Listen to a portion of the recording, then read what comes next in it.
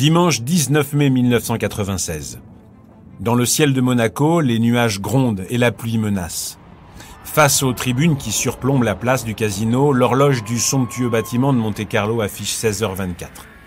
Il ne reste plus que 5 minutes de course et 2 coureurs, le Français Olivier Panis et le Britannique David Coulthard, sont toujours au coude à coude. 1 seconde et 5 centièmes séparent les deux pilotes.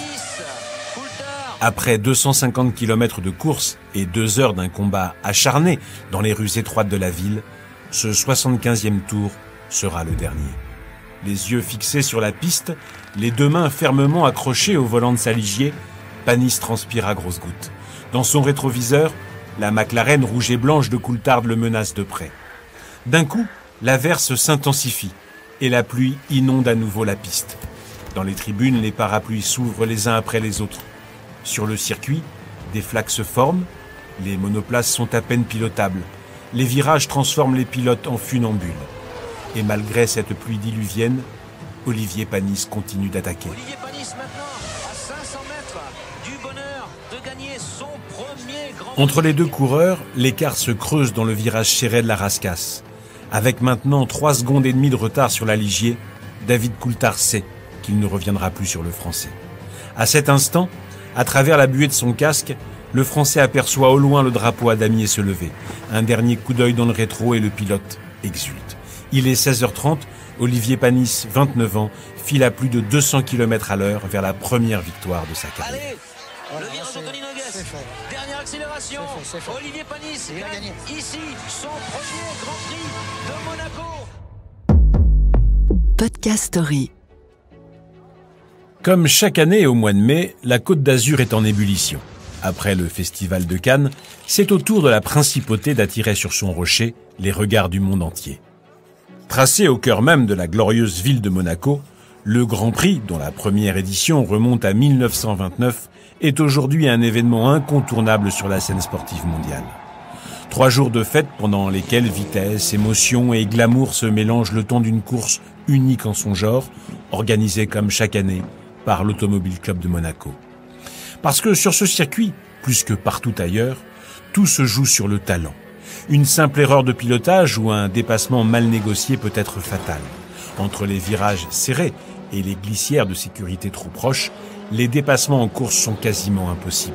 Alors chaque année, nombreux sont ceux qui s'y pressent pour avoir le privilège d'y assister. En provenance de toute la Méditerranée, les yachts jettent l'ancre par centaines. En ville, les immenses terrasses des palaces et des cafés sont bondées. Dans les tribunes qui bordent les 3 kilomètres de piste, pas une seule place n'est libre. Tous veulent voir ces 22 bolides dévaler à pleine vitesse les rues étroites et tortueuses de la plus prestigieuse des courses automobiles. Et pour cette 6e manche de la saison 1996, les 260 km de course s'annoncent encore passionnants. Les essais qualificatifs de la veille ont placé Michael Schumacher en pole position, juste devant les 2 autres grands favoris de l'épreuve, le leader du championnat Damon Hill et le Français Jean Alesi. Dimanche, jour de course. Étroitement assis dans l'habitacle de sa Ligier, Olivier Panis a les yeux fermés. Mentalement, il parcourt le tracé, chaque obstacle est identifié, chaque virage est passé dans le bon rapport, chaque point de freinage visualisé. Malgré sa 14e position sur la grille de départ, le pilote français est serein. Il a, avec son équipe, décidé de tenter un pari. Celui de remplir la Ligier jusqu'au goulot. 145 litres de carburant. Une centaine de kilos qui alourdit considérablement la monoplace, mais qui pourrait bien éviter tout ravitaillement pendant la course. Car, avec les grosses averses tombées en fin de matinée, les cartes ont définitivement été redistribuées. Olivier Panis le sait. Sur le mouillé, la vitesse est réduite et la consommation de carburant n'est plus tout à fait la même. Après le tour de chauffe, les voitures s'immobilisent. Les moteurs résonnent dans toute la ville, la sonnerie retentit enfin et les 5 feux rouges s'éteignent d'un coup. Dans le ciel obscur, l'immense drapeau vert s'agite dans tous les sens. Aussitôt, l'odeur de la gomme brûlée des pneus qui patinent sur l'asphalte se mélange à l'épaisse fumée blanche qui se dégage des moteurs. Il est 14h30 les 22 voitures s'élancent à plus de 250 km/h dans les rues de la Principauté. Même si l'averse s'est arrêtée, la piste humide complique les conditions de la course. Dès la première courbe, le redoutable virage de Sainte-Dévote, les accrochages s'enchaînent les uns après les autres. Schumacher, lancé à toute allure, maintient sa pole position. Mais l'entrée du tunnel qui mène au port lui est fatale. Le pilote allemand opte pour une trajectoire plus élargie et freine brusquement. Après seulement 40 secondes de course, la Ferrari dérape et s'encastre à pleine vitesse dans le frein. Damon Hill prend la tête de la course, suivi de près par Alesi, Berger, Irvine et Barrichello. Au même instant, Jos Verstappen tire tout droit au freinage et s'écrase à son tour dans la barrière de pneus. Fisichella, lui, abandonne sa machine dans la montée du casino et Barrichello part en tête à queue dans le virage, en épingle à cheveux du Fairmont. À l'issue de cette première boucle, 5 pilotes sont déjà out. Derrière, malgré les kilos de carburant qui affaiblissent la Ligier, Olivier Panis déborde Brundle dans la montée de beau rivage. Les tours s'enchaînent au rythme des accrochages et des abandons. Au 11e passage, la moitié du plateau est déjà éliminée.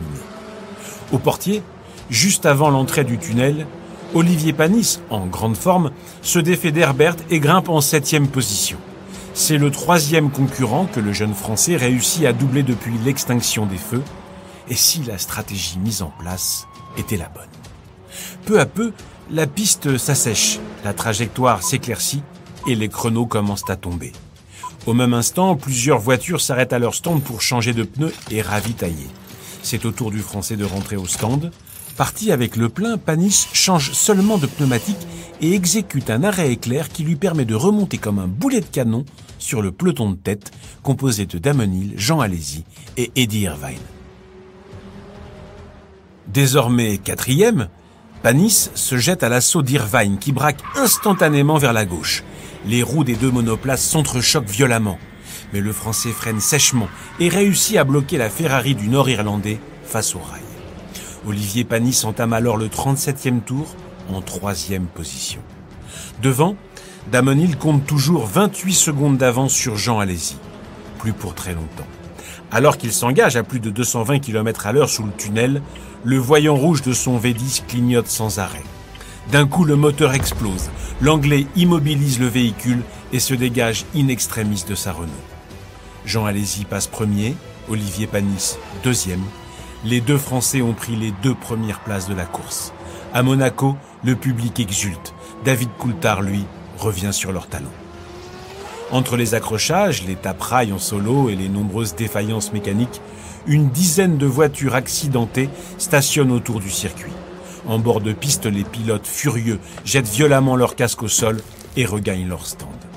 Sur les 22 voitures positionnées sur la grille de départ, il n'en reste plus que 9. Malgré les gros nuages noirs qui assombrissent de nouveau le rocher, la piste est désormais complètement sèche.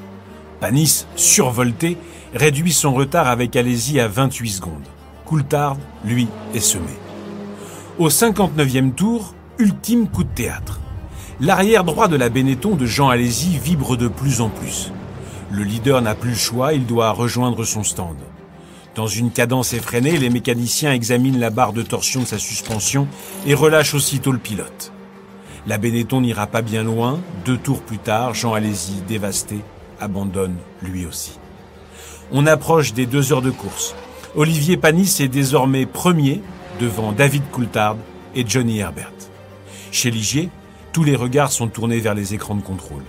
Personne n'ose encore croire à une victoire. Peu après 16 heures, les 7 derniers pilotes encore en course entament le 69e tour du circuit. Le ciel gronde sans arrêt et la pluie inonde à nouveau la piste. En raison des mauvaises conditions, la direction de course annonce officiellement la fin de l'épreuve au 75e tour. Le compte à rebours est lancé. Coulthard accroche toujours Panis à moins d'1 seconde. Mais les rues tortueuses du circuit et les conditions de visibilité épouvantables empêchent définitivement le Britannique d'anticiper un dépassement. Derrière, Irvine part à son tour en tête à queue et barre l'accès au tunnel. Mika Salo et Mika Häkkinen surgissent à pleine vitesse. L'hécatombe continue. 3 nouveaux pilotes sont éliminés. Au loin, le drapeau à damier s'agite dans tous les sens. Pour Olivier Panis, le jour de gloire est arrivé. Dans le box de l'écurie Ligier, l'équipe laisse enfin éclater sa joie. 15 ans qu'elle attendait une victoire, oui, 15 ans. Une main sur le volant, l'autre brandissant un grand drapeau tricolore, le Français salue la foule et rejoint son stand. À peine sorti de son habitacle, le pilote est porté en triomphe par son équipe et quelques spectateurs euphoriques. En haut des gradins, toute la famille princière, debout, applaudit l'exploit du pilote français. Vainqueur inattendu, Olivier Panis remporte son premier et unique Grand Prix à Monaco, au terme d'une course folle. Tandis que retentit l'hymne national français, la Marseillaise, pour Olivier Panis. Parti 14e, il est l'auteur de la plus belle remontée de tous les temps à Monaco. Cette victoire est aussi la 9e et dernière victoire de l'écurie Ligier en tant que constructeur. Avec seulement 3 voitures qui franchissent la ligne d'arrivée, cette 6e étape de la saison 1996 est l'une des plus mémorables de l'histoire de la Formule 1. Voilà pourquoi aujourd'hui, une victoire sur ce circuit reste encore et toujours le plus grand rêve de tout pilote. Podcast Story. On a tous une histoire à écouter.